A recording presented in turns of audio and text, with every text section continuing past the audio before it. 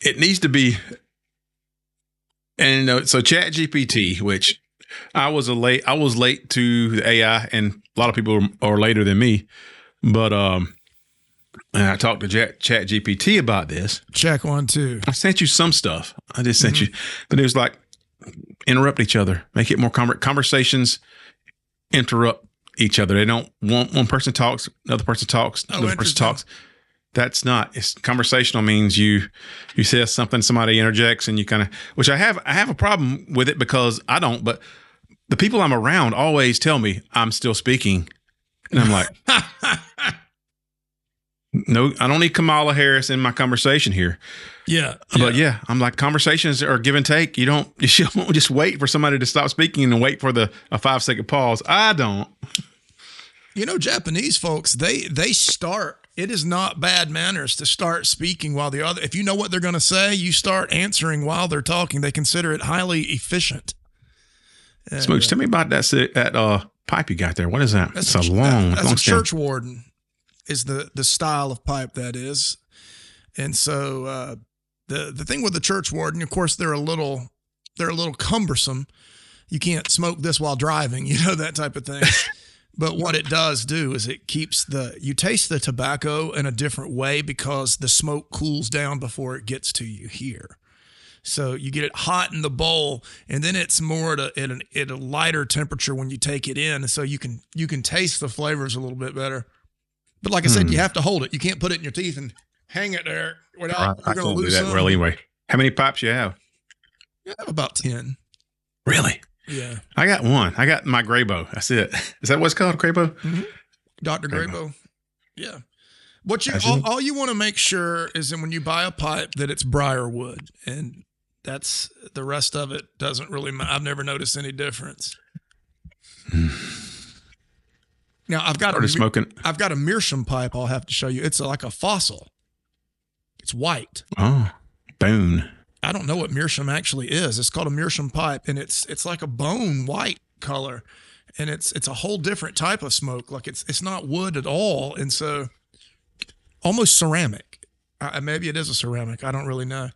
I started smoking pipes about 5 years ago because of you, because they look cool, and I enjoy that. I always love pipe tobacco, the aroma. So I actually prefer it more than a cigar.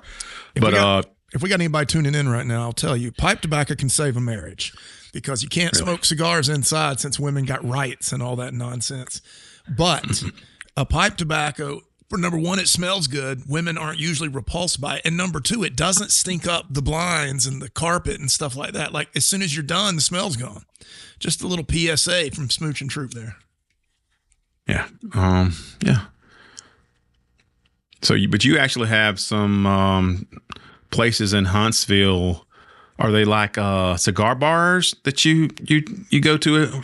Yeah. So the closest one to me is a cigar bar, but over in South Huntsville, they have a pipe place called the Pipe Shop, and it's mostly they have cigars there, of course, but it's mostly pipe smokers there. And so that place smells great. And that's where I go get tobacco from. But the cigar store over here, which is I think it's called the Cigar Shop here in Madison, Alabama. It's a magnificent facility, great selection of cigars, but the atmosphere, 3 or 4 different private rooms, awesome atmosphere. And they'll order, like if I find a pipe tobacco I like, they'll order it for me there so I don't have to drive all the way across town for it. So that part's really cool. What kind of tobacco are you using now? This is from the Humidor Pipe Shop. This is called Nougat, which it has what I can only call a light caramel taste. I don't know how to describe it. My favorite that and I've got a custard right here that's pretty good. I've got a Captain's Black Gold, which is pretty darn good if you're stuck and all you've got's a convenience store. Captain's Black Gold is not bad. My all-time favorite is called Queen Anne's Revenge. And it is a really nice, it's a wonderful tasting tobacco. And that is, in the Queen Anne's Revenge, isn't that the name of Blackbeard's ship? I think that's right. Maybe, I'm not sure. I think that was the name of his boat. And but yeah, that's a really good one. It's like almost like if you could smoke a Mounds bar. It's not sweet or anything. It just has something about that flavor. I don't know how to describe it exactly. And well, Smooch is more of the tobacco connoisseur. I'm the whiskey guy, but yeah, like I said, about 5 or 6 years ago, we actually took some pipes, and this is probably another segment, another part of After Dark. This is After Dark, dog show After Dark. By the way, if you're just tuning in, wondering what's going on, yeah, welcome, pull up a chair. Welcome. Right. And we did go to Brooklyn, New York about 5-6 years ago, 5.5 years ago now, and play some ball. We'll talk about that. We were ball players not too long ago, actually. We were pro, and we all brought our pipes, sat on the stoop in Brooklyn and smoked a pipe. We're playing ball the next day, but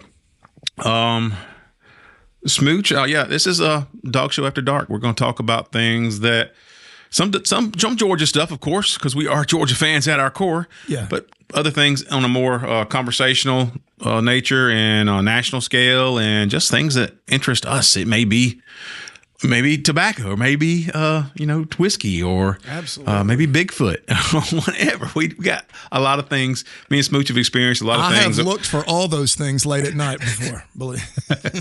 Yes. So we're gonna see how this turns out. We're excited about it, but this was a day of some news, Smooch, and I've been letting the Dog Show chat group know that Kimon Spell, who is the number 1 running back in the class of 2027. And number 3 overall prospect of that cycle, this coming up cycle, and he was previously a Penn State commit, and then Penn State had a lot of issues in leadership, and so he backed off that, and he's listed Georgia as his favorite. We've been following him as he says Georgia's at top. Georgia's at top right now. We're like, okay, he's Pennsylvania. He's going to be a Penn State guy. Yeah, we have, But they had a big weekend. This was a big weekend for Georgia, and they had a lot of big-name recruits. And Kimon Spell, a running back that people compare to a couple of big names, Todd Gurley, might want to recognize him, and Bijan Robinson, another player, just that kind of a dude, program-altering running back. Yeah. And so I was intrigued. I'm like, if not now, then when? Is Georgia, we need that next iconic running back to go in the line of Georgia running backs. It's time for another. Nate Frazier's great. We need a guy who's maybe two levels ahead of him. Yeah, a guy that can sort of. We talk about, an average football team can have a single great quarterback and it elevates their play. We need a guy at the running back position that elevates the play of everyone around him. That even if blocking breaks down, even if the defense does everything right, sometimes it still doesn't matter. And I would say Chubb was the last, maybe Swift, but certainly franchise altering. You've got Gurley, Chubb, and if you want someone to, I would go a different way with the comp. I've watched every piece of game film I could find. To me, he looks like a thicker at this stage Blake Corum, the kid out of Michigan. That's his style. Looks kind of like that. But I was not watching people today because, everything's about stopwatches nowadays. That's how they want to judge everything. They're like, well, he only runs in an 11-second 100-meter. I'm like, that was his 9th grade year, guys. That's in the 9th grade. He's running an 11-second 100-meter. The kid has all the breakaway speed, and he is a star track athlete and doesn't really train track a whole bunch. He just shows up and does his thing. So let's see, what's the size on him? It's already he's like 5. He's only 5'10", but 200 pounds, 200 pounds right now. Yeah, I got 205 on 247, 208. Yeah, he might be a little bigger now. Yeah, and so at 5'9", you're talking, that's a bowling ball. That's Steve. You remember Steve Broussard? That's about the size he was back in the day. Yeah, but with star potential. And like I said, I've read from people I respect, throw Todd Gurley out there and Bijan Robinson and say he's the kind of back that will change. Not that Georgia needs a program-altering back, but he is that guy. He's that guy you look back and you say, oh, man, I loved having him. But he did commit today. That's the news. And so he had a great weekend. He got maybe the snow. I don't know if the snow helped in Athens. He was there for 4 days. He was there he was there, I think, Wednesday or Thursday. Well, 4 if you days. want Penn State, and then we give you snow on your visit, then and so, like, as a Georgia fan, we'd be like, oh, and what we've seen, it feels like some of these big 5-star skill players, we get excited about them, and then the money starts flowing, and then we don't hold on to them. And so it reminds me, Smooch, of a it reminds me of a Seinfeld episode where he's like, Jerry's like, it's like, you know how to take the reservation, but just don't know how to hold it. And really, the holding is the most important part of the reservation. Anyone can just take them. Anybody. Yes. And so Georgia got the commitment. They got to keep the commitment. They got to close it. And it goes all the way down. I don't know how long. I mean, at this point, who knows how long a commitment is standard. We've seen stuff happen in Clemson where people are sitting in class and it doesn't matter. But yeah. But this is Georgia can argumentatively or debatably can claim RBU, linebacker U. They can do all those things, right? Because of the legacy, what they have. And here's Hayes Fawcett did a good little thing here. We'll pop it up and show you what some of the running backs that Georgia's had. Not all of them, of course, just a couple of them, 2 or 3 of them. And that, it looks like Keymon Spell is excited about being a part of that. And then somebody at the bottom of this. Oh, it's just so good, Smooch. And you're probably not looking at this right now, but I guess you are. It was a Alabama fan at the very bottom. We don't do on Dog Show After Dark. We're not going to do some wild, delusional fan alerts, but we could. Right. An Alabama fan says, RBU, with no top 10 running backs in the league right now, I'm confused. Oh, and all the Georgia fans did let him know he was inaccurate. Wow. What do you think happened in Buffalo this year, just out of curiosity? I mean, he just lost track of James Cook, didn't he? Yeah. The top running back in the league, and Swift was 50 yards away from being in the top 10 as well. Yeah, Swift was, and let's not forget that just, 3 or 4 years ago, there was no better running back than Nick Chubb in the NFL. Oh, please. Injuries cut out the Hall of Fame probably from his career, but he had all of that talent.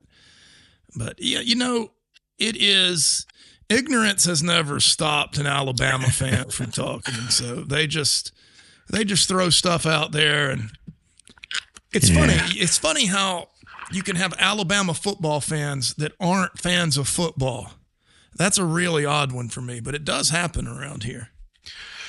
It's funny. We throw out the Seinfeld reference, and you folks probably, I know you don't know because we haven't really went into our background. Seinfeld was a big part of me and Smooch getting to be really good friends. And probably 23, 24 years ago, or what was it? Gosh, it's 2026 now. It was a long time ago, early 2000s. It was 2002. Something like that. Me and Smooch played a sport, and this is a whole different segment. We won't get too deep into this one. We played competitive wiffle ball. Semi-pro all over the country. Yeah. It was. We traveled everywhere, but we met each other, played in a tournament that I put on at my place, and I built a field. Yeah. And you even built a green monster in left field. I did. I brought Bermuda grass in, laid it out, sod. And one of the, I guess, the Dog Show VIPs, Chad Kennedy, me and him were doing home run derby. And then I had to round the balls. And then we looked on the internet and found they had looked for wiffle balls. They had tournaments. And I was like, this is real. And I got interested in it and then built a field. Just built a field. And then advertised the tournament. Smooch showed up from Savannah. And in that first tournament, he referenced a Seinfeld comment. What was it? I like to help the people or something. Occasionally, I like to help the humans. Help the humans. And I turned around. I was like, I'm a Seinfeld fan. I was like, I get that guy. And that's where it all started, right there on a wiffle ball field, talking Seinfeld. Absolutely. So we always have our Seinfeld quotes ready to pull out. We can quote it pretty easily in conversation. What most people don't understand about Seinfeld is that it had sustained excellence as the number one show in the country, and it was that way for years. And so if you grew up, you're college age like we were when Seinfeld was out, or just out of college, kind of getting your life started. It was a big deal.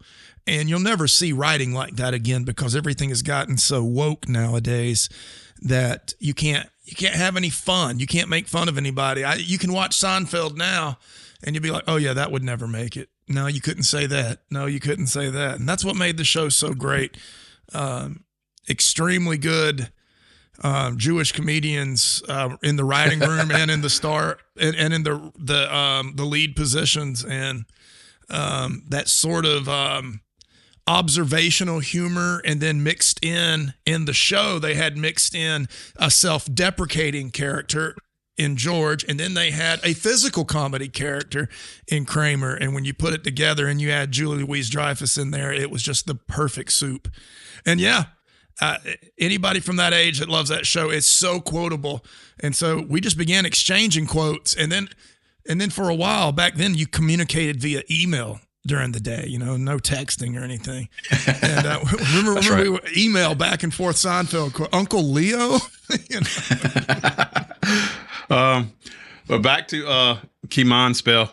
We hope we hold on to him. We hope we can close that one out. But I think I was looking at a Nick Saban quote, and we'll flash it up here right now. Yeah, I don't know if I sent it to you or not. That's a great one. Yeah, I saw it. And I feel like if you're going to compare coaches and their philosophies, and we always thought that Kirby was trying to recreate what he learned with Saban in that Alabama. And we went back and forth with Alabama fans. They said, you're just trying to be the new Alabama. Like, Kirby is Kirby, but he's going to take what he learned. And we felt like that's what that was. Kirby was going to be defense first, run the ball, control the clock. Well, Nick Saban came out, and I got a quote right here for him on Twitter, where he was talking about he changed his philosophy when Lane Kiffin was there, right? And Kirby was there at the same time. But they figured out they had to be more offensive. They had to outscore people.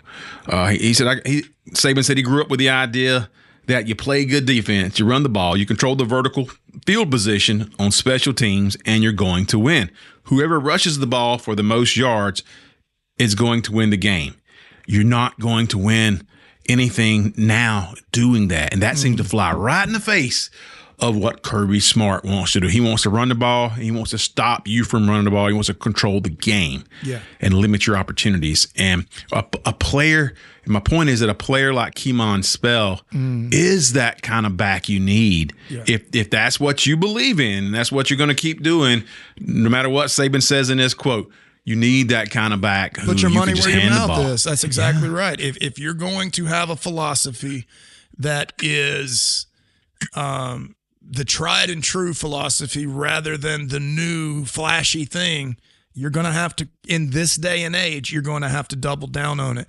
You can have, and you can have Cash Joneses and Chauncey Bowens, and then no knock on those guys, DGDs, but you can have those guys all you want. But if you do not have the game wrecker at the position, you've got to be able, if you want to play that type of football, Kirby's favorite way to play defense is for your offense to not have the ball. That's how Kirby likes to play defense. He calls it complementary football. What he means when he says that is not only do we want to score when we have the ball, but we want to control the game when we do.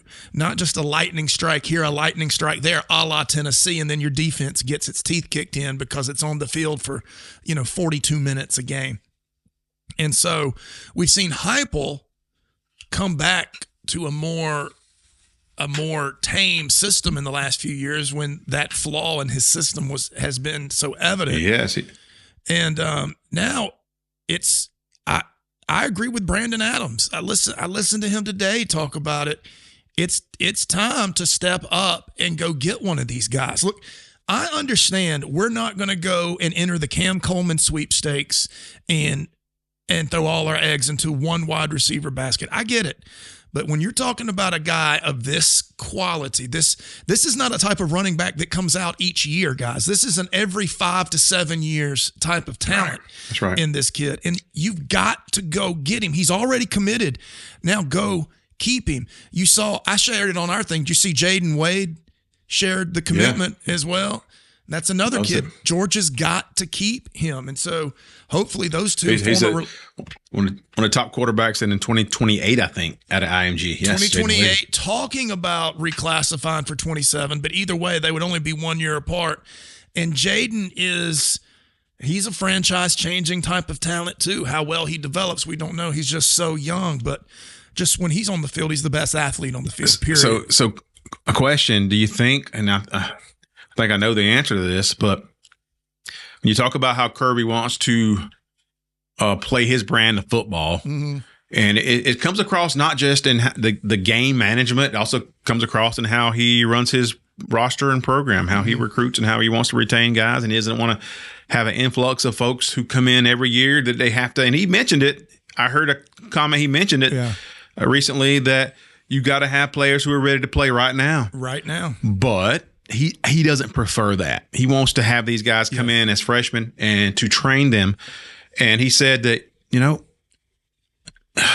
we can't be too complicated. We sometimes we question, and Kirby says everything's through a defensive lens. If you don't know that by now, you don't know Kirby Smart. That's right. It's everything through the prism of defense.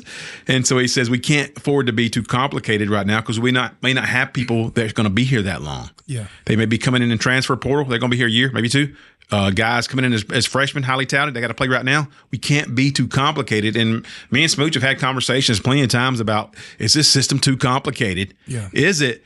And maybe it is. But in terms of a game management and the questions that we as Georgia fans have, sometimes I would look at a player like a running back who can really dominate a game and him wanting to manage the clock and keep you from scoring and him control the clock. That's the question a lot of us have. The knock on Kirby is sometimes that last couple of minutes in the half where we feel like he's conservative because in his head, and you correct me if I'm wrong. No, you're right. It might be, it is right on. He wants to score, but he does not want you to have the opportunity to score. I think that might be the priority. Rather than us scoring, is to make sure the other team doesn't score. And if we break something out and have a chance to score, he's willing to do it. But he more so wants to have the opportunity to decide how the half ends with the ball in his hands. Yeah, I think that's exactly right. So Kirby wants to have the ball, and that way you can't score. Now, what that has left us vulnerable for in recent years. By the way, Kirby's plan came together to perfection in 2021 when we had 4- and 5-year players all over the place. It had been in this system forever. And makes a difference. And you saw what it could do. Those days may be gone for good.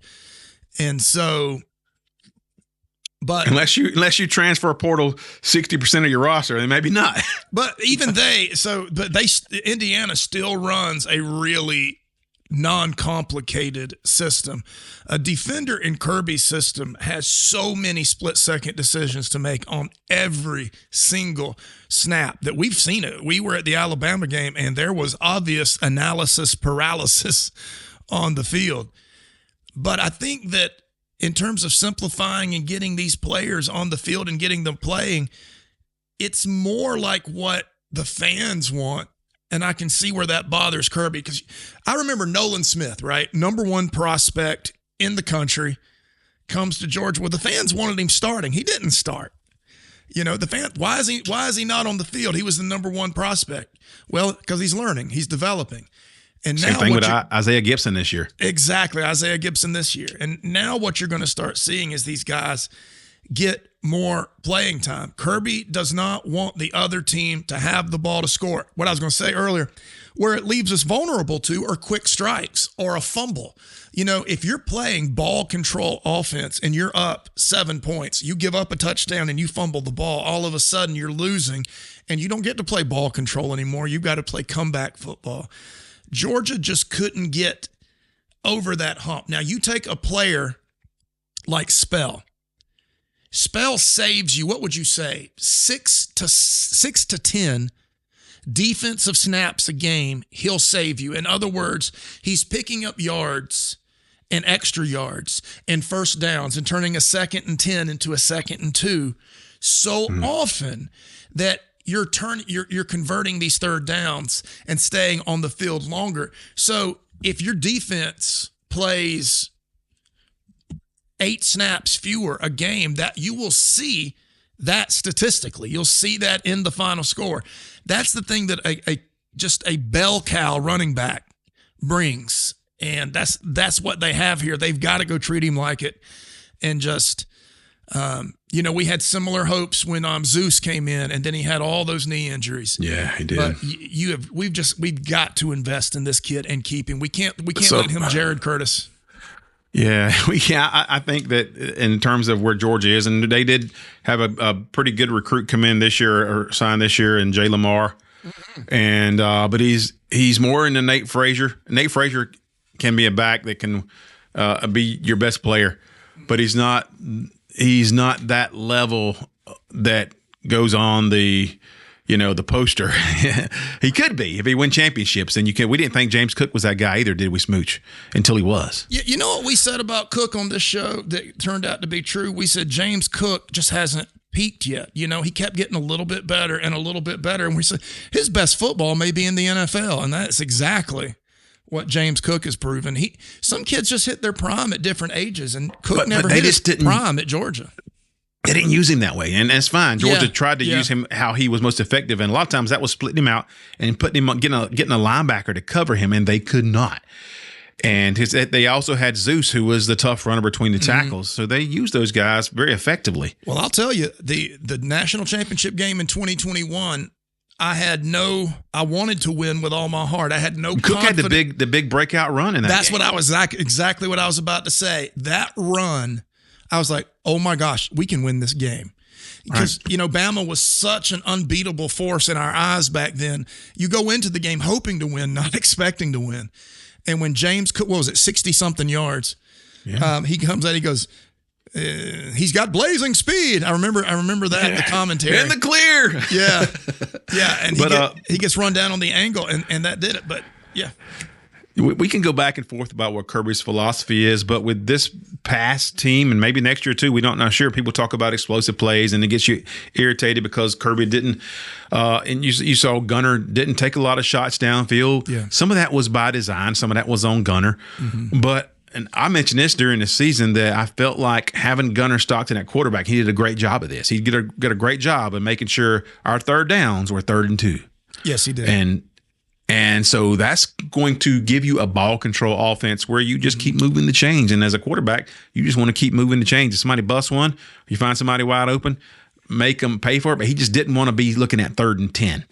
And for the most part, Georgia was successful because they weren't looking at 3rd and 10s. Gunner Stockton was going to get you by his legs or whatever. Georgia was going to run the ball, and Gunner Stockton was going to get you in the 3rd and 2, where you could have every play in your playbook available, and the defense was at a disadvantage, and they did that. But the sacrifice for being that type of offense was that you didn't look for as many explosive plays. Yeah. You wanted to control the ball, limit possessions, and win those games. And Georgia did. Georgia was better than their opponents in the 4th quarter. So as long as they stayed on schedule and they controlled the ball and stayed close, and they were behind a lot of games. A lot of these big games, Georgia was behind. But that was the identity of this program, this team this past season. Yeah. I'm okay with that.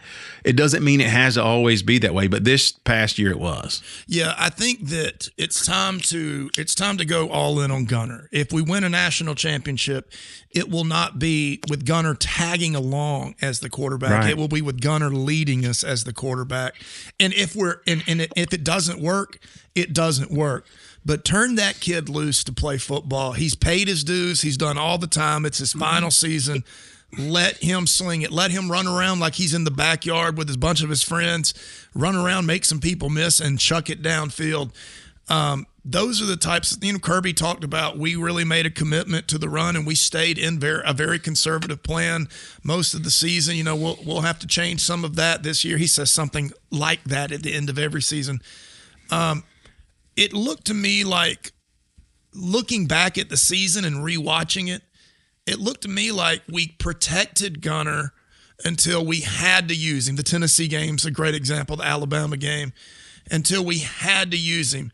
I would like to see Gunner used more as a plus weapon. Just, this is our guy. The offense is his.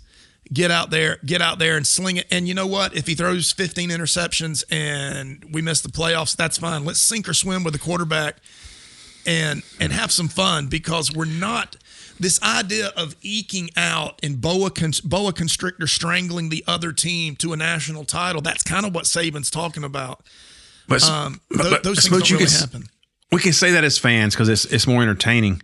But I don't think even in 2026, this next version of Georgia is going to be conducive to that. I think Georgia's strength is going to be as a defense. I think the defensive guys are grown up now. You will see the best Georgia defense in 5 years that you've seen. Yeah. These are the guys. Yep. And you'll see a defense, and maybe they'll put Georgia in some advantageous situations offensively, but otherwise you're going to see a running back group that they're going to count on. They're going to count on their running backs and their defense because they got a young wide receiver core. Mm-hmm. And so maybe that'll develop, maybe it won't. But I think if as a coaching staff knowing Kirby Smart, it's going to hinge on the defense and running game. Yeah. So you folks like us, we want Gunnar Stockton. And if Georgia is going to win a national championship, that's the goal.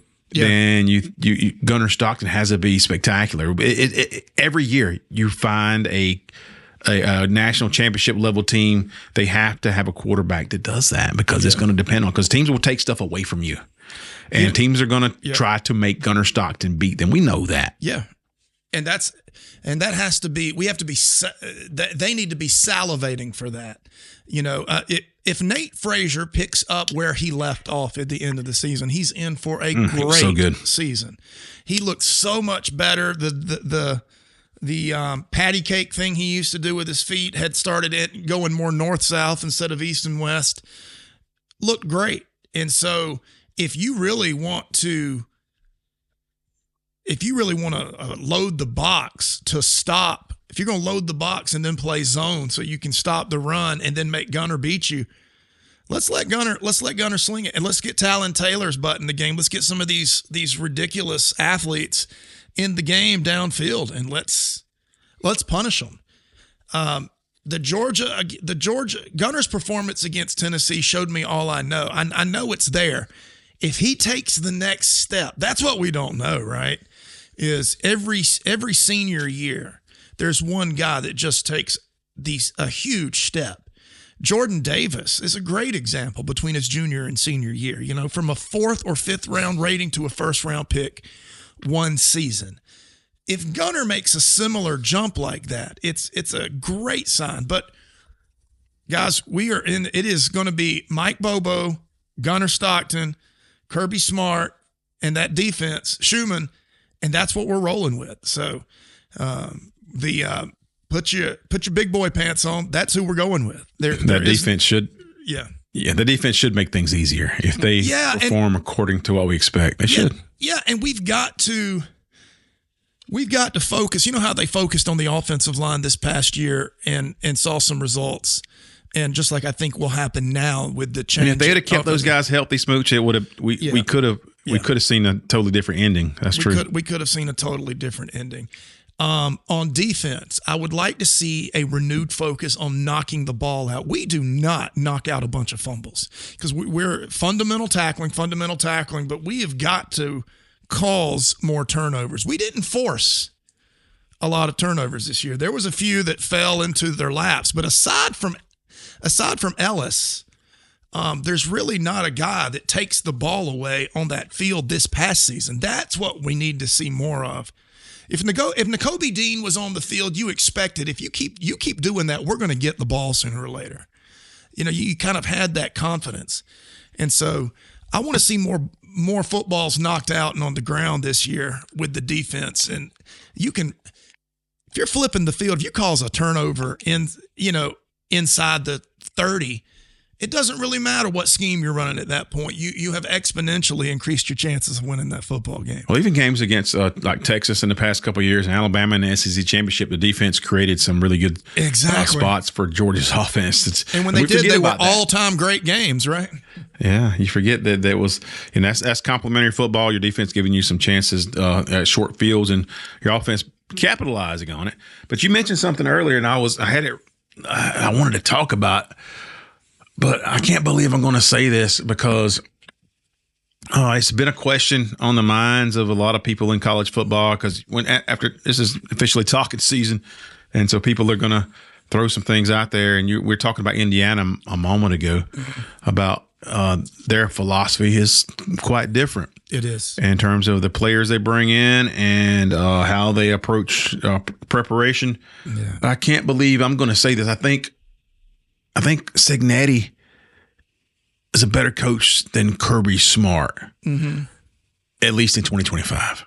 In 2025, you can't deny it. I don't think it can be argued with, right? I mean, he took Scotch tape and popsicle sticks and went undefeated, beat Alabama and Ohio State in back-to-back weeks, and then went on and beat Miami, won the national championship. Yeah.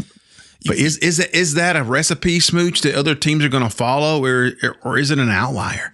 Is it like they did it one year? Yeah. If Cignetti, give him credit. I mean, he's coached 2 years at Indiana, lost 2 games. Yeah. Only 2 games, and that was in his first season. But otherwise, I guess the difference was was it Mendoza? I kind of feel like it was, but they had all the parts they needed, the pieces they needed, and a good coach. But when you're talking about Kirby Smart versus Curt Cignetti, and people trying to throw the question out there, who's a better coach and who's the best coach in college football right now, I don't think you can really determine that other than to say in 2025, obviously Cignetti was the best there was. And he had the best. He executed his roster executed to perfection in how he wanted to do it. But he had this is Indiana. They'd won like 7 games in the past 2 years combined. They had lost more games than any team in college football history going into this season. And then here comes Cignetti, and with a nobody, I don't know who the quarterback was in 2024. They only lost 2 games. Now, they did lose those games substantially. They lost to Ohio State 38-15. They were never in that game. It was 31-3 at some point, and 31-7 maybe. And so that game was not close. And they lost to Notre Dame, I think 27-14, 15, something like that. 17 maybe it was. But they were down big in that one, 27-3. They were never in either of those games. But then this past national championship season, they had Mendoza, and that quarterback elevated them to a national championship team, and plus with a roster who was experienced and played together. A lot of these guys played together at James Madison. And, Cignetti coached he had his background coaching, Smooch, was at like IUP, which is like a Pennsylvania team. Yeah. Indiana University of Pennsylvania. Elon, which is like a Southern Conference team in North Carolina. Yeah. And then James Madison, another Pennsylvania team, I think, James Madison. Yeah. And then, boom, right up to Indiana. And Google him. He said, Google me. Google me. I win. Google me. But it is kind of we talk about experiments, and if I really had to give you my opinion, I would think it was more of an outlier season. I think he's a good coach. I don't think he's a yearly national championship contender. I don't. That's my opinion. Yeah. Here's where I come down. He's had a great season, and he showed something the year before. But I think remember the Josh Heupel hype when he had Hendon Hooker? This guy was, is this the new breed of football? Has he rewritten offensive coordinating? Is this the best offense college football maybe has ever seen? Will this team next year, once they put Nico in, will this team rival 2019 LSU? All those questions were being asked about Josh Heupel. And what happened the second he changed quarterbacks? They got completely average. And Heupel's not a bad coach, by the way, but they got completely average when they changed quarterbacks. So lightning in a bottle this year, absolutely. Cignetti has the ability that few people do. The smartest people in the world take complicated things and make them seem simple to learn, digest, and understand. He apparently does that because you almost never see his defenders out of position. Even if they lack the athleticism, they are rarely out of position. He plays, whether they're in man or zone, it's still an aggressive system, and their guys know exactly what they're supposed to do. So the extra time he spends in the classroom rather than on the field is apparently working, and he must make things simple because they have nowhere near the breakdowns that other teams have. All that being said, and I think he's a good coach, but let's do it with another quarterback.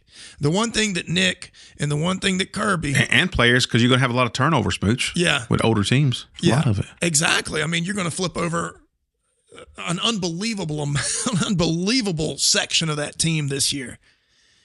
And if you look at Kirby's won SEC titles with how many different quarterbacks now? 3 or 4. Different quarterbacks. Let's see that type of success. You got a new quarterback coming in this year. Go out there and get something done with that. Doesn't mean you have to win another national championship to be legit. But before we start, who's the best coach in college football? If you want to say this year, it was Cignetti. Just like the fastest horse in a race might not be the fastest horse. It might be the fastest horse that day on the track. But you put together a few of these years. You sustain excellence for 3 years, and you'll start to find yourself in that. You earn your way into it. You know, Kirby was never in the conversation of the best coach in football when Nick Saban was around, and that's for good reason. Kirby had a long way to go before he deserved to be mentioned with Saban's name. But just like there's a Josh Heupel every few years, there's rarely a Kirby Smart. So is Cignetti a Kirby Smart type of guy with staying power that's going to carve his own name into the wall? Or is he a guy like Heupel that, much like the discovery of the early 2000s Wildcat offense, comes up with a new scheme that works for a while until people learn it? What's going on? Or was it just the fact that he brought all those players from James Madison with him, and so they'd had 4 years in his system, even though it was at 2 different schools? So it could be a number of different things. We're going to find out this year because the team's turning over, the quarterback's changing. So now we'll learn. Yeah, I had a high school coach, Smooch, in baseball, and I just remember this. He always told us that it's not the home run. You can hit a home run. You're gonna get up there, and every once in a while you're gonna pop one, hit a home run. It's not the home run. It's what happens next. It's what happens after the home run. Yeah, it starts to prove what kind of player you are and what the level of ability and focus. And so we'll see. I don't think it's you can replicate it. Based on, he may adapt to it. Like you mentioned Heupel earlier. Heupel's trying to adapt. He is. Maybe Cignetti, when he gets better recruits, builds from within, he'll adapt to it. I think he can. I don't think it's going to be like it was this past year. I do think this last year was more an outlier. But Heupel has tried to build it more towards and 2 years ago, it was a defense and running. That was the team. That was what that team. You think of Heupel as a high-powered passing offense, line up, throw the ball. Boy, they were playing defense and running the ball. And if they had a better quarterback in 2024, that was a dangerous team. The quarterback play wasn't good enough, and that was with Nico. Right. And he just did. If he would have panned out, man, that would have been a championship level team, but it just didn't quite. But he was willing to adapt, and we'll see. I know that Cignetti, if he's as good as he wants to be, and is it the game he talks, he will adapt, and it won't be just I have to do it this way. He'll be able to do it multiple ways. But Smoochie's 64 years old, and we're talking him and Kirby. Kirby's 50. Right. He's 64. Yeah. And I do not buy that you are going to sustain excellence through the transfer portal. I don't buy it. Ohio State, they got Caleb Downs in the portal, but they also bring up these monster receivers every year and the best quarterback in the country every couple of years. You know what it reminds me of? What Indiana pulled off this year? Do you remember the 1997 Marlins in baseball? They just went out and bought a team. What, Bobby Bonilla, Gary Sheffield, they just went out and bought a team. Kevin Brown, Yeah, Kevin Brown. And you know what they did? They turned around and won the World Series. Moises Alou. People said, is this the way of baseball now? Can you just go out and spend on free agency and just win one No. It happened one time. How many World Series have they won since then? They won again, I believe, in 2003. Something like that. Right. The Renteria hit. Yeah. And that was a whole different type of team. And so they had to abandon it and go to something else. So the Indiana thing, it's a great story. I don't know if it's sustainable because we've never seen it before. I'm not saying I even doubt it. I'm completely skeptical because we don't have anything to. We don't have any data. You got a national championship run that was improbable, and you guys went out and whipped, and I mean whipped, Alabama. Who would have thought that Indiana they almost got Alabama's head coach fired this year? I mean, it heated up his seat, if nothing else. You would have never thought that before the season. So, yeah, but in terms of the big question, the talking season question, who's the best coach in college football? It's still got to be Kirby Smart, but in 2025, it was definitely Cignetti. Yeah. We'll see what he does next year, because you're not elevated to that status until you prove that you can do it multiple ways with different players, and you're you can build championship teams, and it doesn't have to be a certain kind of way. Anyway, that's what I think. I mean, watching football for the past 30 years or more, that's what I think. Yeah. That's what you see over and over. But yeah, so Smooch, it's just like Super Bowl week, isn't it? It's a Super Bowl Sunday coming up. Is anything coming up? And then they had the Pro Bowl yet? Is the Pro Bowl? When's the Pro Bowl? I think it was last week. I don't know. They don't play anymore. I don't know. We don't know. We'll tell you that it's strangely enough. I don't even know what the Pro Bowl is anymore. Does it matter at all? It's like all the All-Star games. Any All-Star games in these sports really matter at this point? No. I am excited about the Super Bowl mainly because I love to see the NFL hemorrhage money because they've decided to go woke, and the fact that you're going to have 30 million people tuning out during the halftime show makes me absolutely giggle because I just want to watch football. And but I am excited to see the way the Pats have completely turned the Tom Brady page and are right back at the top again. Something to watch. Meanwhile, the Falcons are just scraping scum off the floor.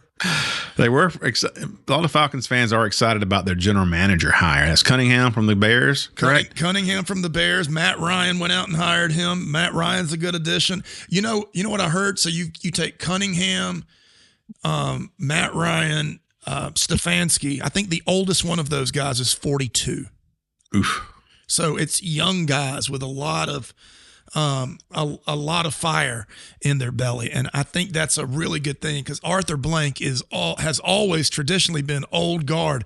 I was terrified that Arthur Blank was going to go out and hire Bill Belichick. I really did. Oh no, I really was. I was like, that would be such an Arthur Blank move to bring that.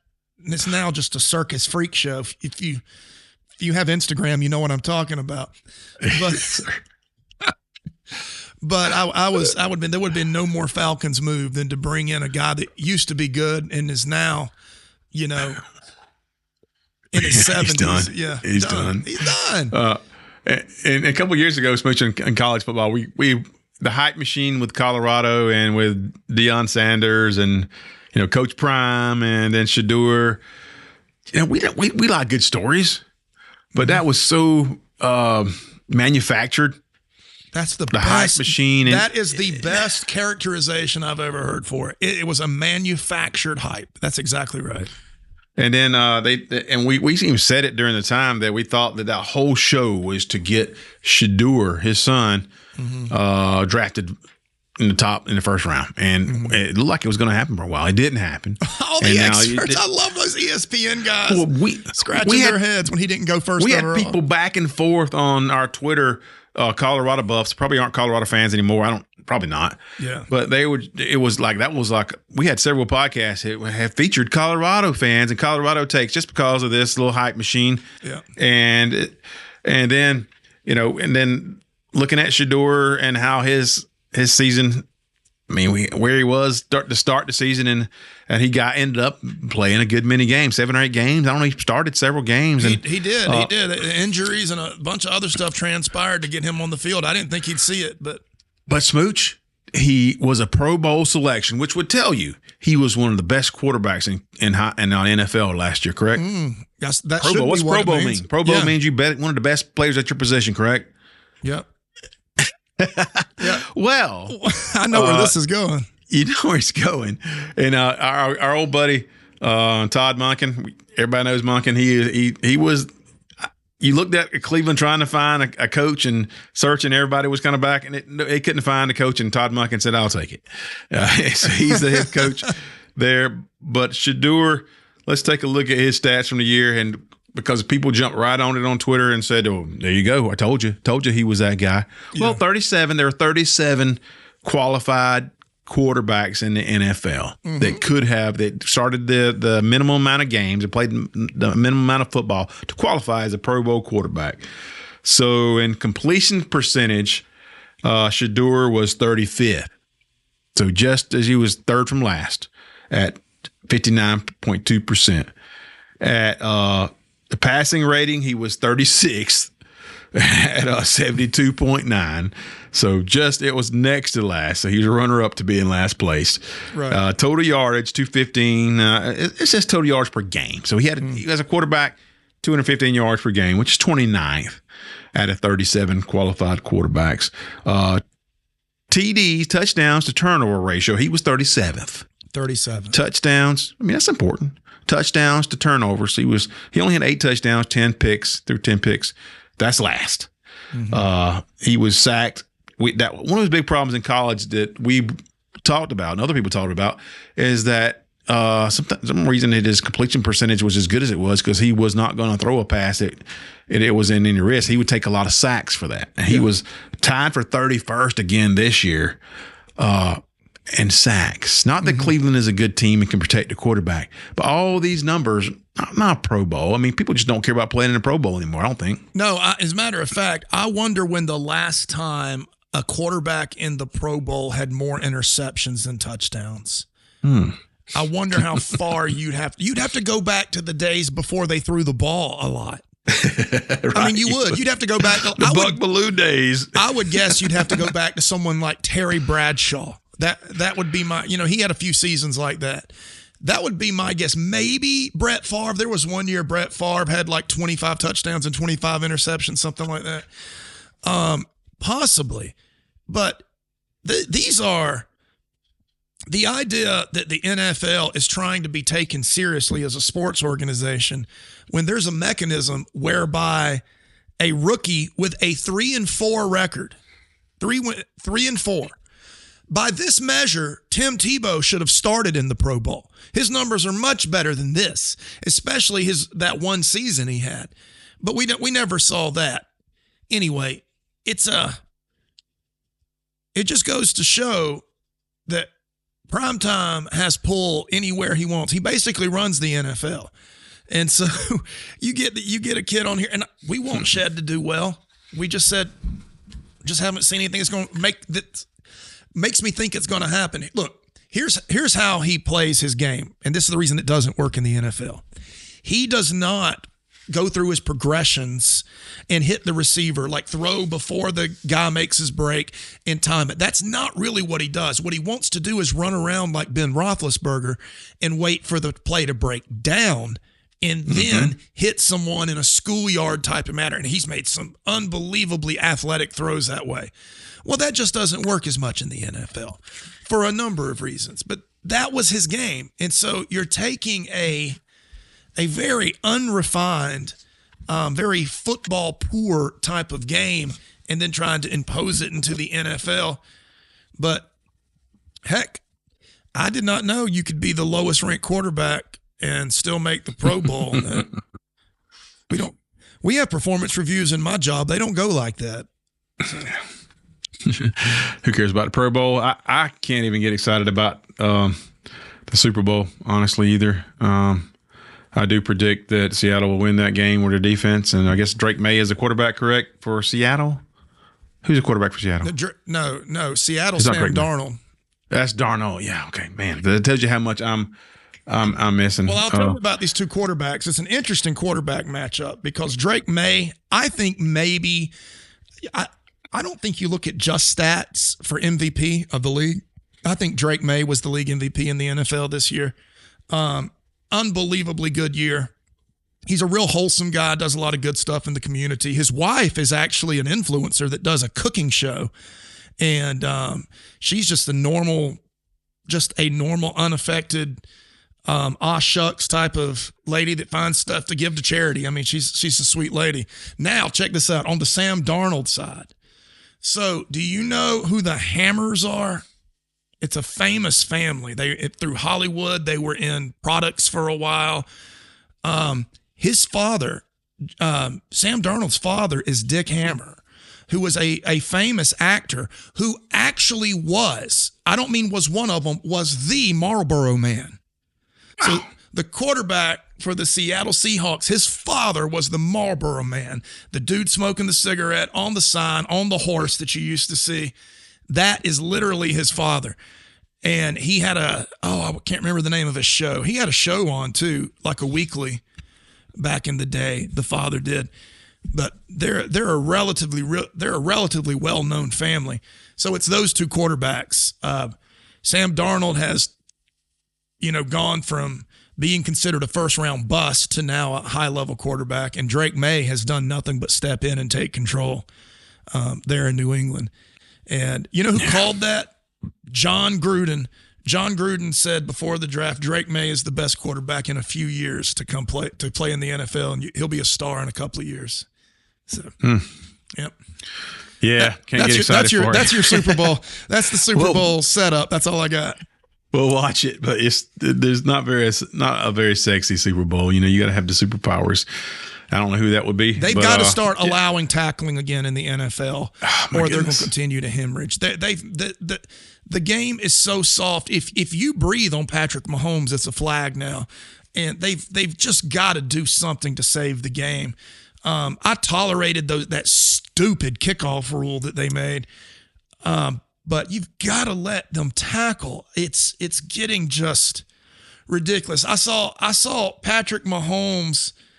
They threw a flag for roughing the passer when he wasn't touched.